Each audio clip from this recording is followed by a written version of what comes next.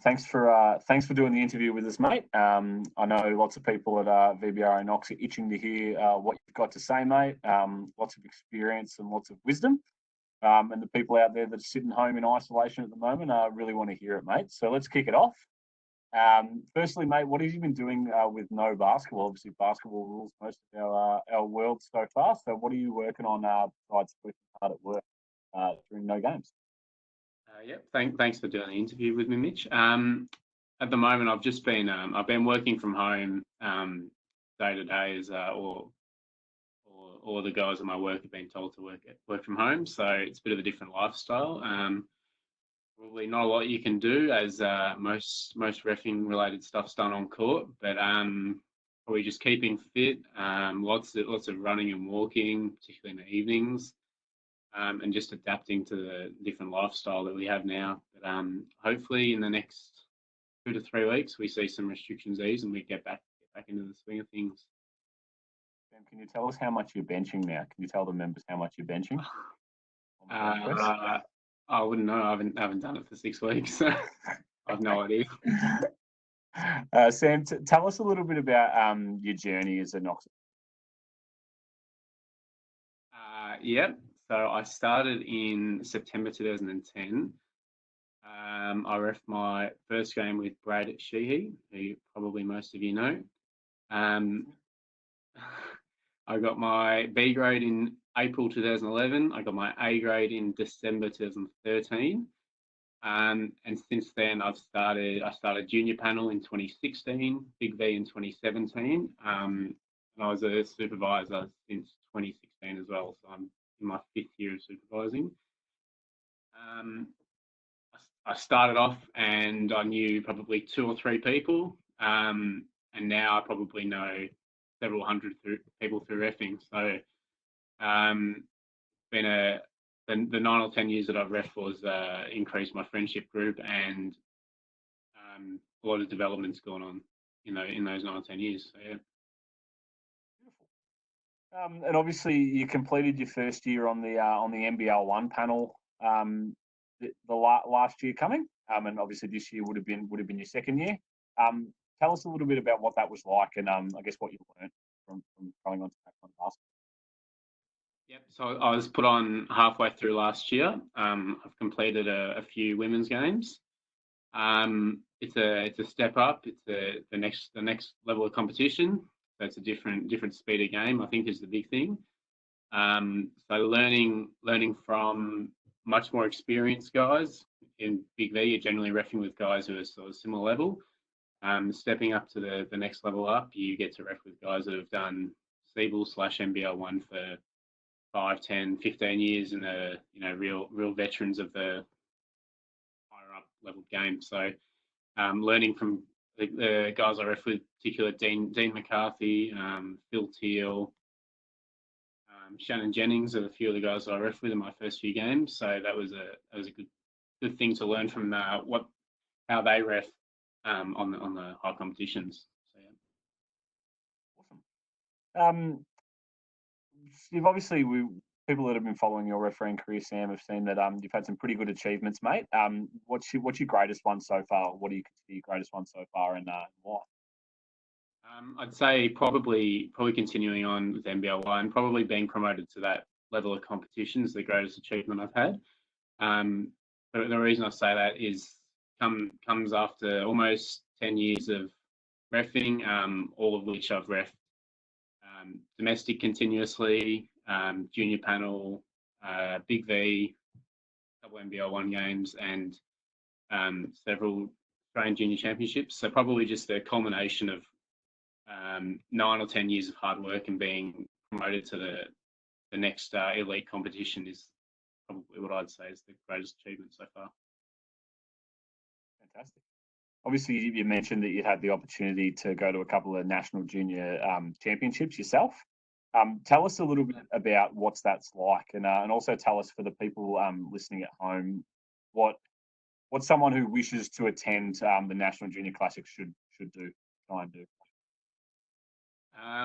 It's like a big school camp, to be honest, except it's not a boring school camp. It's the first day you have a clinic. All the ground rules are laid out and exactly what's supposed to be happening for the week is said to you in like a 3 or 4 hour on court clinic. And the next 6, 7, 8 days, you ref basketball, maybe 1 or 2 games each day. And you've got a ref coach on every game. You're refing with the top guys from the other states as well as your state. Every game gets recorded, so you can go back and watch it. And you've got 7 or 8 days to work on things. And you get probably the best bit is you get to ref the top players. So there's tons of exciting stuff that goes on. There's close games, there's buzzer beaters, all that sort of stuff. And you're normally interstate, or everyone stays together, so you get to be part of the whole week because you probably spend 6, 7, 8 hours at the stadium each day, so you're really part of the tournament. The advice I would give is probably try and be consistent in everything you do, no matter what game it is. So if you go and ref your under 10s games on a Saturday morning, you ref it the same way you would go and ref your 23 A grade games on a Sunday night, or your men's 1 games. If you can ref everything consistently, then when the bigger stage comes and that tougher game, you stay consistent to what you've been doing in all your other games. Hopefully you succeed in those games based on what you've done previously. That's what I would say. Yeah, obviously you've had the privilege of meeting and making friends with some other referees Australia-wide, so that's a great thing for anyone that wants to aims to do that.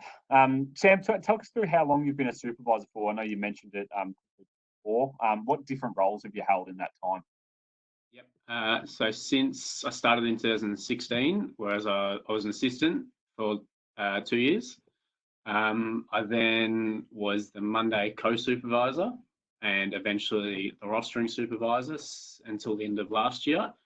And currently I'm now the Friday co-rostering supervisor with Mitchell Kennedy. So far.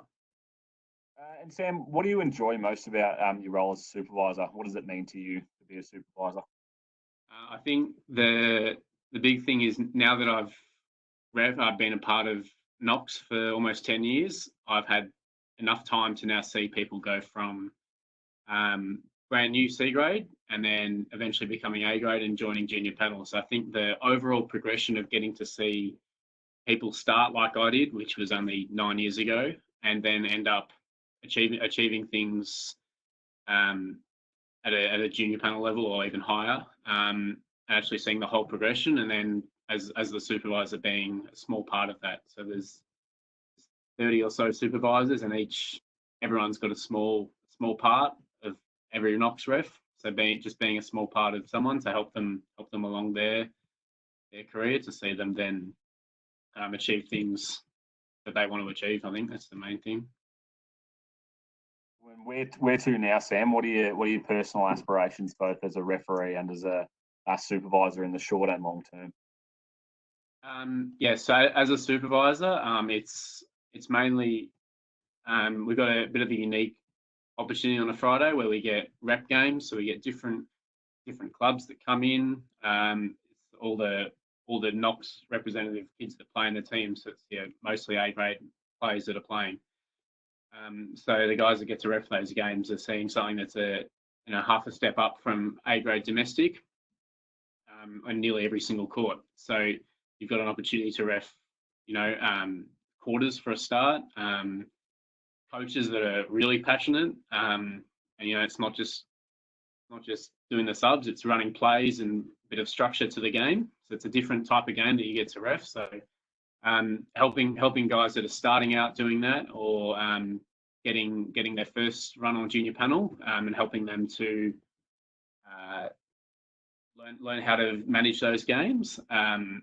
That's what my goal is. Friday evening supervising. For myself, short term is to get some NBL1 men's games. Once we go back, hopefully they do a season this year and I can get some more women's games and eventually get a men's game. And then long term, just taking whatever opportunities pop up is what pops up. So I'll be taking anything I can get. Fantastic, Sam. Thanks for joining us today, mate. And I'm sure the the members are really looking forward to getting back out on court, and I think you're someone that can really help them when we're back out there. So, guys, if you are around, say good day to Sam when we get back out there, or shoot him a message after watching this interview. Thanks, Sam. Thanks, Mitchell. See you, mate.